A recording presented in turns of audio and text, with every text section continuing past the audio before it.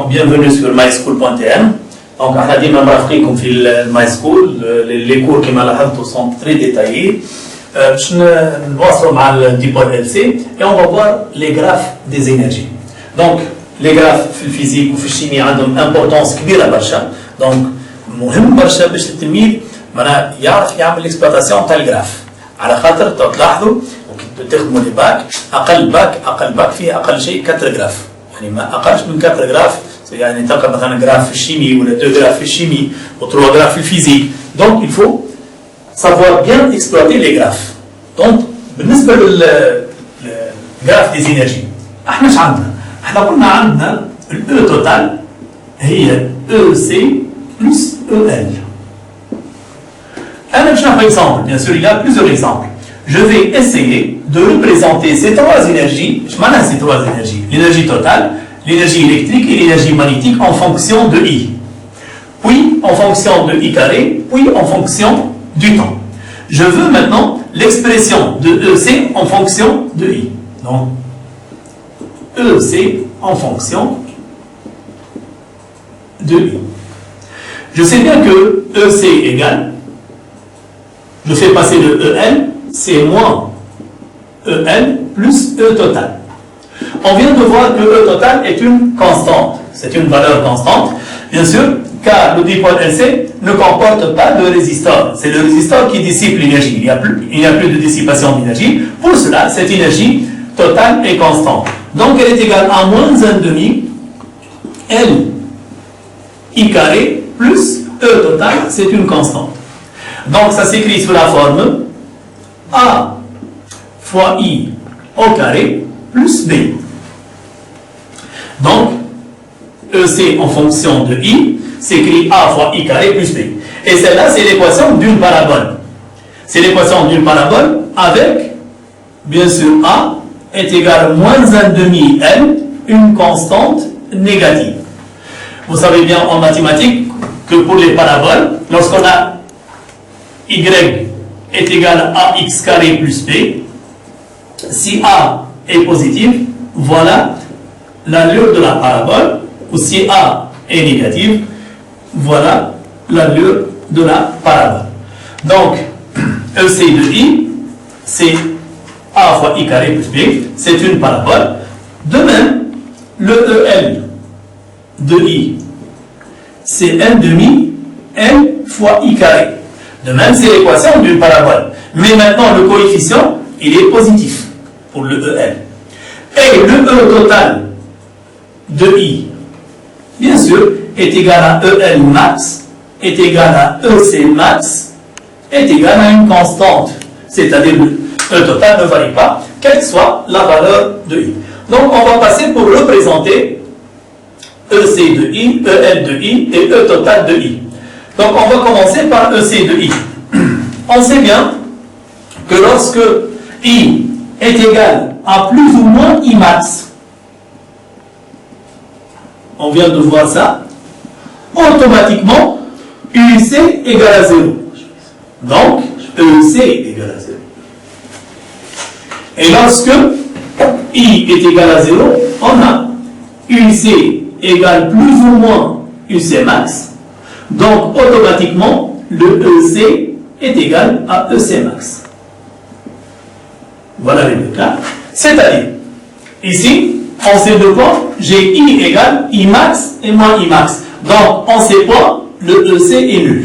Lorsque I est égal plus ou moins I max, UC est égal à 0. Mais, étant donné que UC est égal à 0, automatiquement, EC est égal à 0. Maintenant, ici, I est égal à 0. Lorsque I est égal à 0, UC est égal plus ou moins UC max. Donc, automatiquement, EC est égal à EC max. Et on a dit que ce coefficient, c'est une constante négative, donc voilà l'allure de la parabole.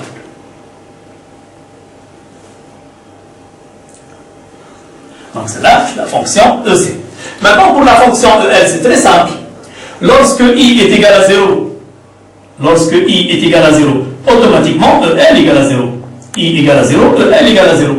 Et lorsque I est égal plus ou moins I max, EL est maximal. Donc, maintenant je vais passer pour représenter EL. I est égal à 0, EL est égal à 0. Mais lorsque I égale à I max, automatiquement, EL est égal à sa valeur maximale. Mais la valeur, n'oubliez pas que la valeur maximale de EL max n'est autre que EC max. Donc, lorsque I est égal plus ou moins I max, donc on a EL est égal à EL max. Et voilà l'allure de la parabole.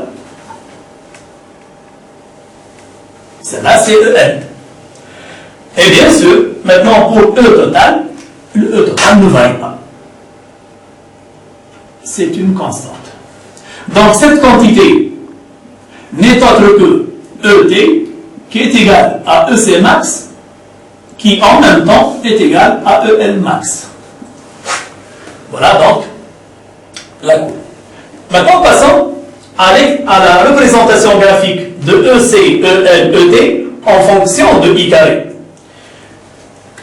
En fonction de I carré, c'est-à-dire EC de I carré est égal à moins 1/2 L I carré plus E total. De même, ça s'écrit sous la forme A fois I carré plus B.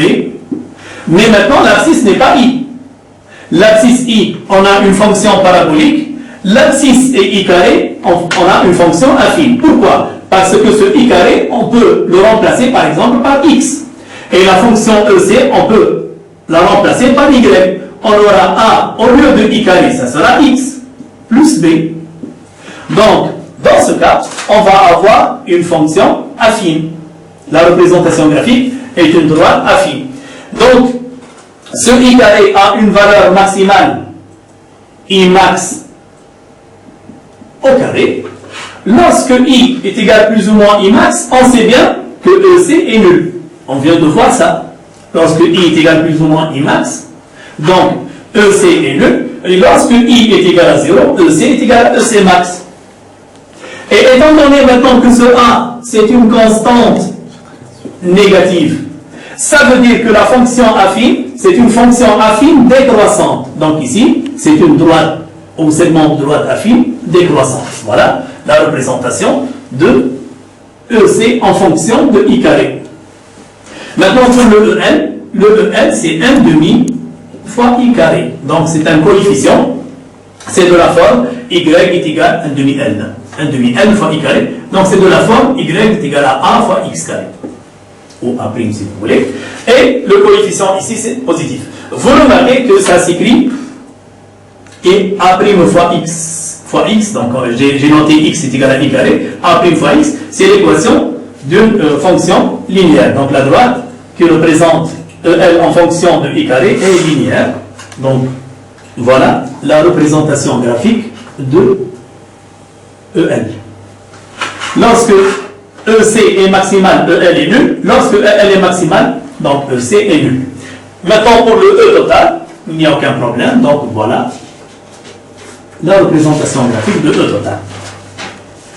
On va passer maintenant à la représentation graphique de EC, EL, ET en fonction du temps. Donc, EC, on a dit que c'est EC max sur 2, facteur de 1, moins cosinus de oméga 0t, plus 2 phi UC. Et EL, c'est EL max sur 2, facteur de 1 plus cos de oméga 0t plus 2 phi UC. D'accord? Et E total n'est autre que une constante. Je vais essayer de représenter, de faire ce graphe lorsque phi UC, c'est un cas particulier, phi UC est égal à pi sur 2. Donc, phi UC est égal à pi sur 2, c'est-à-dire, à l'instant initial, le condensateur est initialement chargé.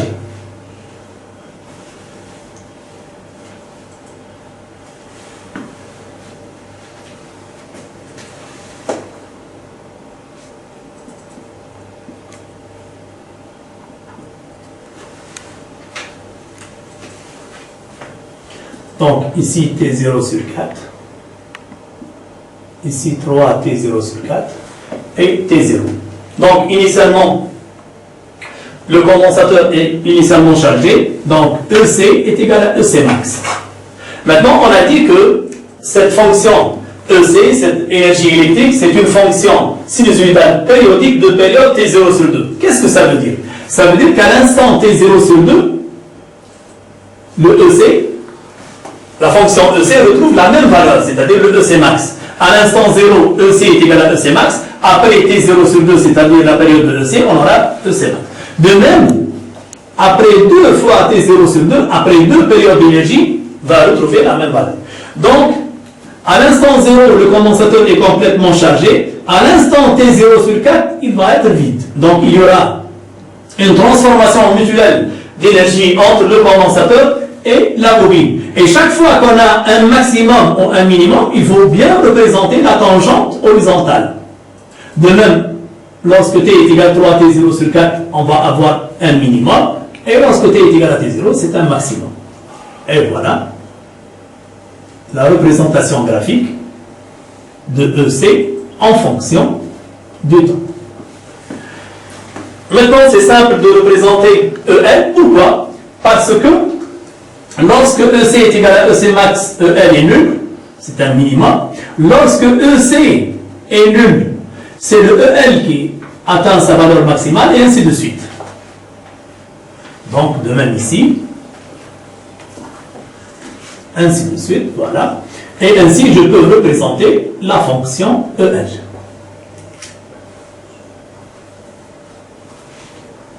Donc, vous allez retrouver ça bien représenté sur le fichier PDF. Mais je vous rappelle, donc, maintenant, l'énergie totale, elle est constante. Voilà, l'énergie totale en fonction du temps. On peut représenter 2 périodes, 3 périodes, donc c'est en fonction du temps. Mais faites très attention ici. On remarque ici que EC est égal à EL. Ce sont des points d'intersection. Donc, ces points d'intersection, on a ici E total sur 2. De même ici, c'est un point d'intersection. Ce point-là correspond à E total sur 2. Ainsi de suite. De même ici, ça correspond à E total sur 2. On verra donc lors des exercices la valeur de I max à part égale, la valeur de l'instant, ainsi de suite.